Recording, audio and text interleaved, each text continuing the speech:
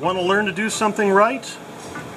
Learn how to remove it not once, not twice, but dozens of times.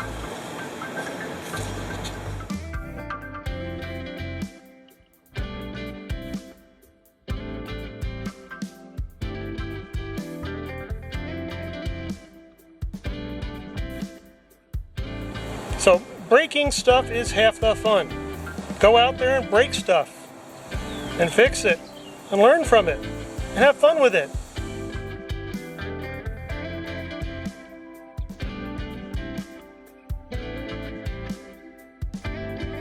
Alright, so we're well into the evening hours. There's always something you're not going to like about the bike. So if you do find something you don't like, fix it. If the grommets keep falling out, tape them in.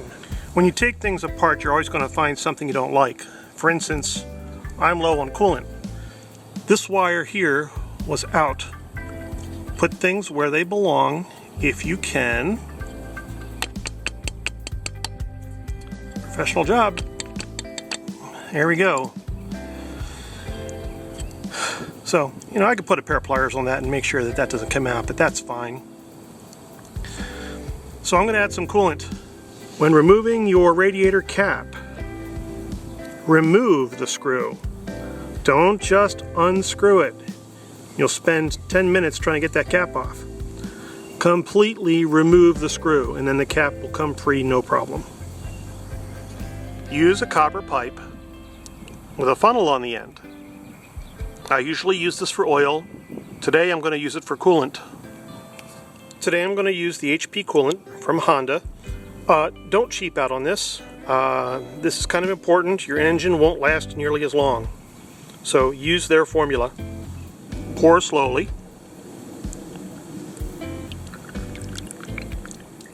Is the tank down here filling? And the answer is no. So what am I going to do with this? You know, the hose is actually higher than the top. So what I'm going to do is fill it from below, not just from above. This cap only goes on one way. Make sure that when you put it on, it's on level. Use a rag to turn it, lock it in place, and then re-put in your screw. Now my problem is I have a light here, so I need a long screwdriver to get the locking screw back in. Gently turn the screw until it's all the way in. You don't need a big screwdriver with a sharp point. Use a small one and just snug it down. That's it. Fill your coolant tank from below. That's going to be a little tricky to open, so let's try using a rag.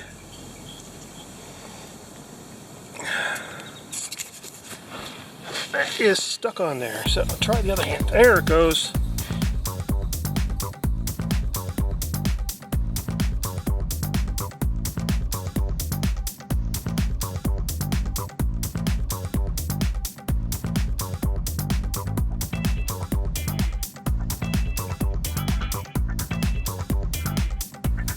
So there's the cap.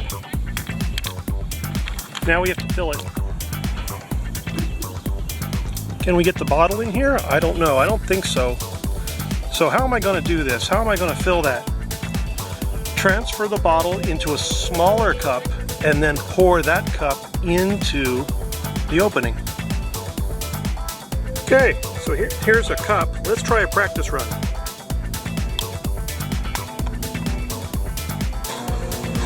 Alright, that'll work.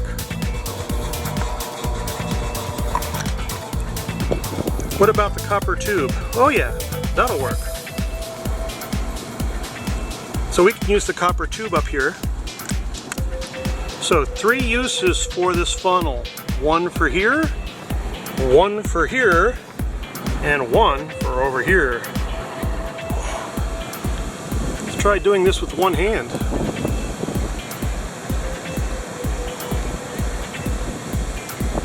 Very slowly.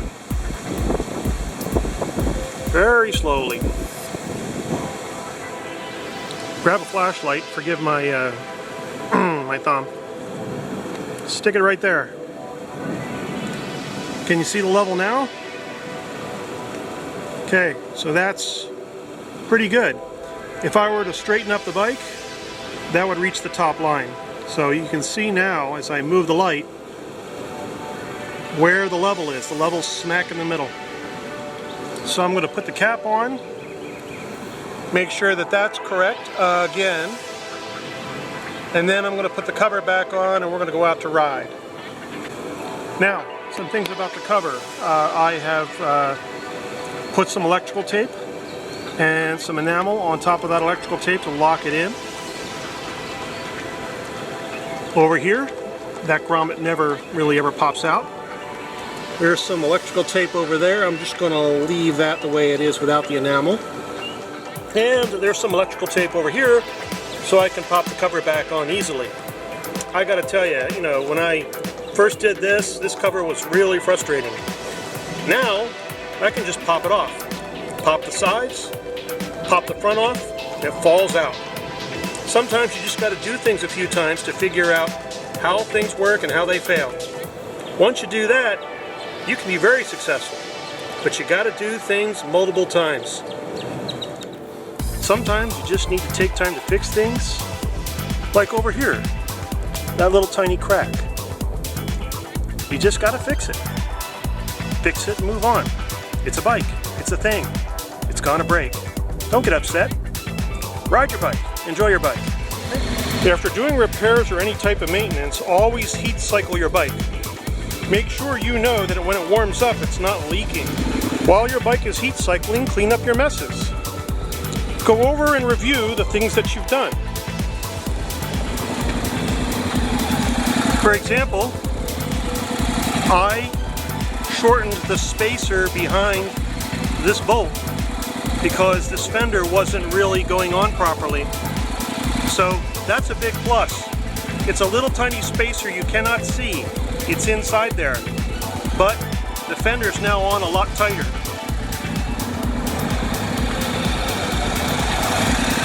I had another gold bolt over here. These are alloy bolts. They're generally stronger than plain old steel bolts. So if you have such a bolt, use it. Check to make sure your radiator cap is not leaking and that you've seated it correctly. Make sure you're not leaking down here on your reservoir and that the cap is on. Make sure you're not leaking down here. If you are, you're going to find a puddle right there. So, I did everything correctly except I put that cover plate on upside down and broke it. Okay, the bike is heat cycled. I'm going to take it down the driveway and into the street, turn around, come back, and get ready for the next ride.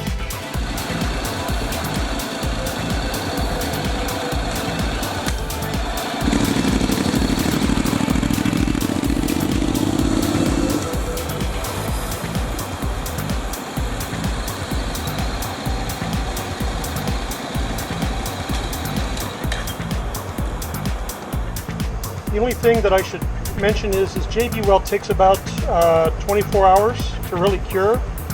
So I'm going to let this sit overnight, and after that sits, I'm going to put the cover back on. So I'm not going to put the cover back on tonight. I'm not going to ride it. I'm just going to let that cure, and that'll be rideable, and there won't be a problem with it, and it should be fine. And one day I'll maybe buy another door, but for now, that is repaired. So we did a filter change, we fixed some of the grommets, we fixed our front fender. I had to grind one of the spacers a little bit because it was just too thick. We added a gold bolt here. There's another gold bolt on the other side, and that fender is on there nice and tight. So we made some improvements while we were working on it. So hey, when bad things happen, make it better, make it right, do it again.